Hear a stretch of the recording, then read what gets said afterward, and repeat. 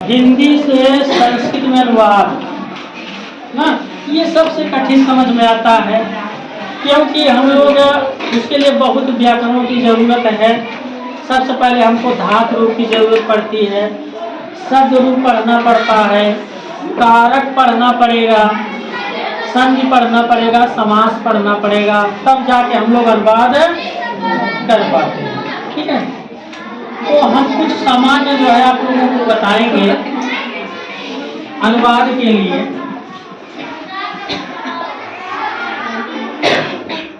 क्योंकि हिंदी में भी अनुवाद पूछा जाता है और संस्कृत में भी। अब यहाँ अनुवाद का मतलब होता है, अनु माने होता है बाद में, ठीक है, वाद माने कहना, ठीक है। नया सुना, नया नया लग रहा है ना बच्चों? अनुवाद तो बहुत पढ़े हम लोग, लेकिन ये नहीं जानते थे कि अनुपात का मतलब क्या होता है।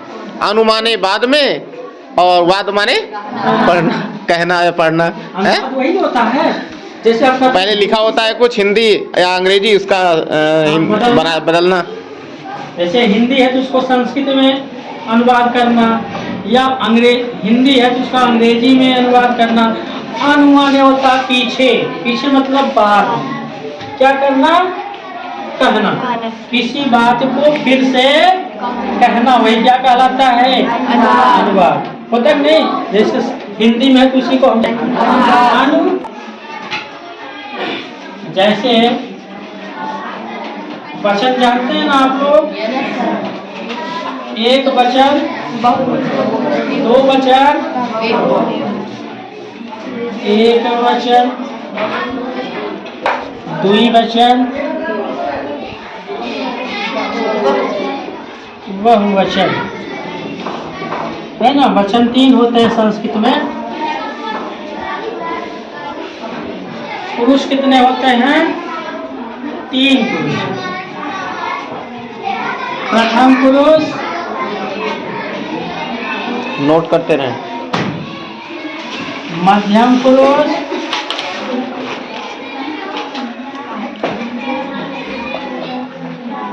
उत्तम पुरुष।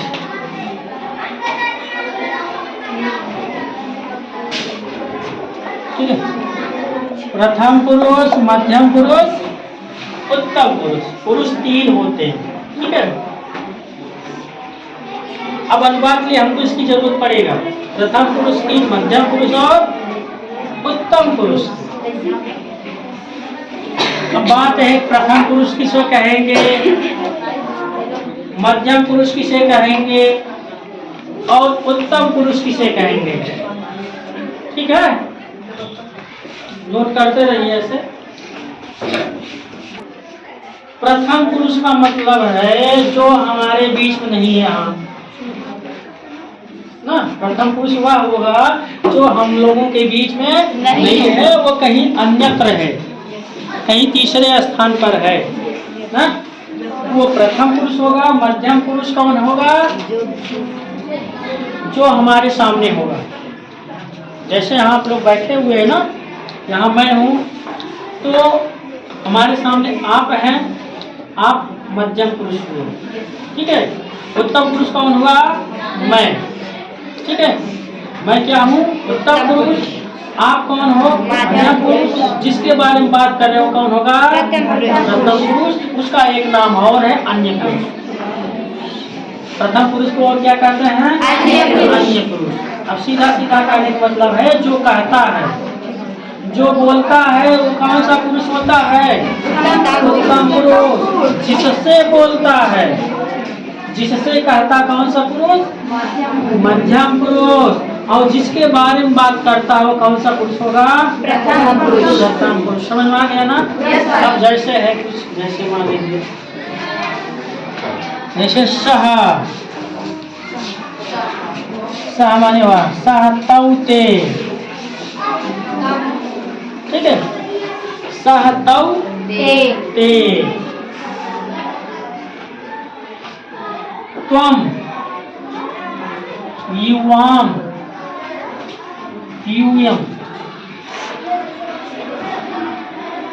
सहतौते त्वम इवाम इवम अहम अहम आवाम वयम। ठीक, सहतौते त्वम इवाम इवम अहम आवाम वयम। ठीक, अब यही से हम लोग अनुवाद सीखेंगे थोड़ा।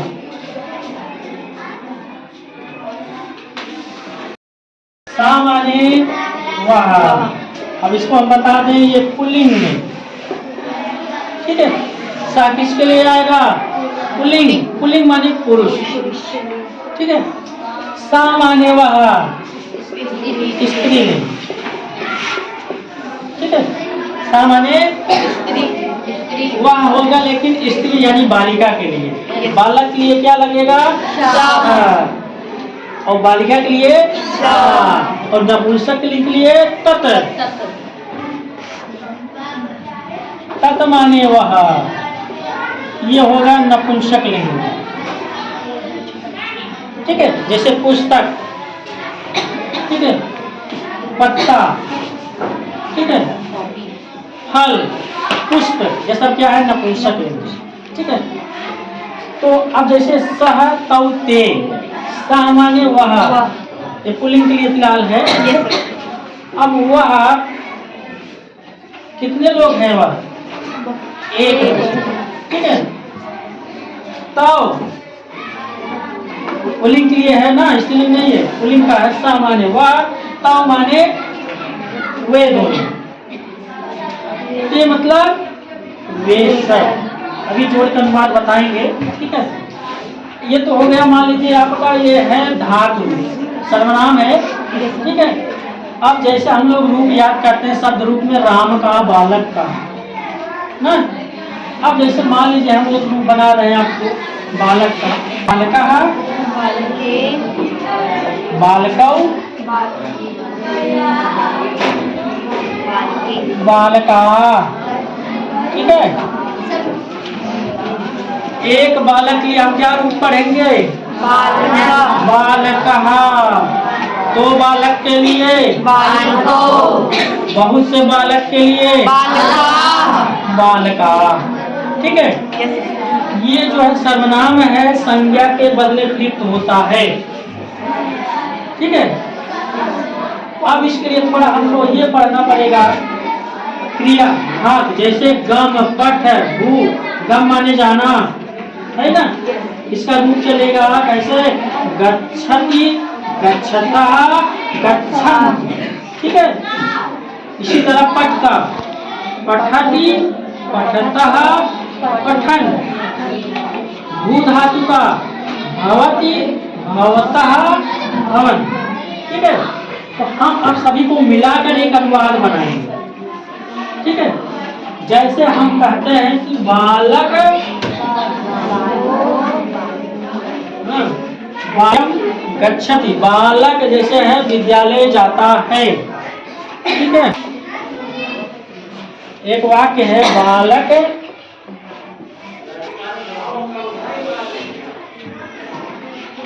विद्यालय जाता है ना। इसी का हमको संस्कृत अनुवाद करना है, या अभी छोटा और करते हैं, छुपड़ी। बालक जाता है, ऐसा करें। ठीक, छोटा वाक्य पहले शुरुआत करेंगे ताकि आसानी हो सीखने में। ठीक है, बालक पढ़ता है। कौन पढ़ता है? पुल्लिंग है कि स्त्रीलिंग है? पुल्लिंग है। तो अब यहाँ कितने बालक पढ़ते हैं? एक वचन का रूप चलाएंगे, किसका? बालक का। तो क्या बनेगा बालक का एक वचन में? बालकः ना। और पढ़ना का कौन सी धातु है? पठ धातु ना। पठ माने पढ़ना। तो वहाँ कौन सा वचन लगेगा पढ़ने में? बालक एक है, तो क्रिया भी एक वचन की। कैसे रूप चलेगा पठ का? पठति ना। बालकः पठति। अब पठती तो मतलब है उसी में हो गया, या हम लिख सकते हैं अस्थि। ठीक, नहीं लगाएंगे तब भी हो जाता है। बालकः पठति अस्ति, बालक पढ़ता है। अगर केवल इतना लिखें बालकः पठति तब भी उसका अर्थ वही निकलेगा, बालक पढ़ता पठति। आगे नहीं लिखेंगे तब भी हो जाएगा। बालिका पठति, वह पढ़ती है। क्या करेंगे, क्या अनुवाद बनाएंगे ना, सा पठति अस्ति। पठत पुल्लिंग स्त्रीलिंग यानी सभी लिंगों में एक ही जैसा रहेगा, उसमें कोई परिवर्तन नहीं होगा, केवल वचन का होगा। ठीक है, पठतः पठन ना, पठसी पठथा, ये याद करना है, बिना याद की नहीं होगा। पठत जैसे पहाड़ा याद करते हो ना, हाँ, जैसे सूत्र याद किया पठामि, पठावा, पठावः, पठामः, ऐसे ना। ये एक वचन हो गया, द्विवचन है, तीन वचन नहीं कहे, बहुवचन। ये प्रथम पुरुष है, ये मध्यम पुरुष है, दो वचन। ये है उत्तम पुरुष, इसको प्रथम कहेंगे। ठीक है, तो बालक का भी रूप याद करना पड़ेगा ना, बालका बालकौ बालका ना, बालिका बालिके बालिका, ऐसे रूप चलेगा। तो यहाँ एक लाइन हम लिख दे रहे हैं, बालकः बालकौ बालका। ठीक है, एक बालक, दो बालक, बहुत से बालक। अब यहाँ बालिका बालिके बालिका, ये लड़की के लिए हो जाएगा। ठीक है, नीचे वाला एक लड़की, एक बालिका, दो बालिका, बहुत से। अब अनुवाद बनाना है कि दो बालक पढ़ते हैं। अब यहाँ क्या करेंगे, एक के लिए तो बालका कहेंगे और दो के लिए बालकौ, तो यहाँ हम लिखेंगे बालकौ। ठीक है, कितने लोग पढ़ रहे हैं, दो पढ़ रहे हैं ना। पढ़ वाला पठ वाला धातु ऐसे रूप चलेगा, पठति पठता पठन, एक पढ़ते हैं, दो लोग पढ़ते हैं, बहुत से। तो दो लोग पढ़ रहे हैं, दो बालक, तो क्या करेंगे, पठतः पठतः। इसका अर्थ क्या हो गया, दो बालक पढ़ते हैं। अब बनाना है कि बहुत से बालक पढ़ते हैं, तो क्या करेंगे अनुवाद, बहुत से बालक पढ़ते हैं, तो बालका पठन्ति, दो बालिका पढ़ती है,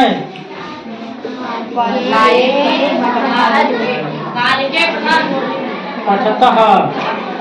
ठीक है, क्योंकि जिस पुरुष वचन का ये रहेंगे कर्ता, क्रिया भी उसी के अनुसार लगेगी। ठीक है, अब जैसे कहूँ मैं पढ़ता हूँ, तो मैं के लिए क्या आएगा, अहम। इधर क्या लगेगा, हम दोनों पढ़ते हैं, आवाम पठावः, है ना। हम सभी पढ़ते हैं,